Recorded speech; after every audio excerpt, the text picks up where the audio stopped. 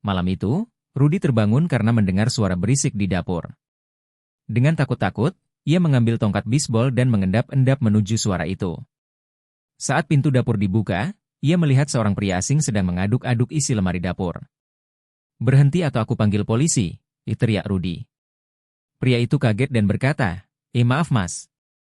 Saya cuma tukang servis gas yang lupa mengambil peralatan. Saya coba betulin regulatornya, tapi kelaparan. Jadi cari makanan dulu,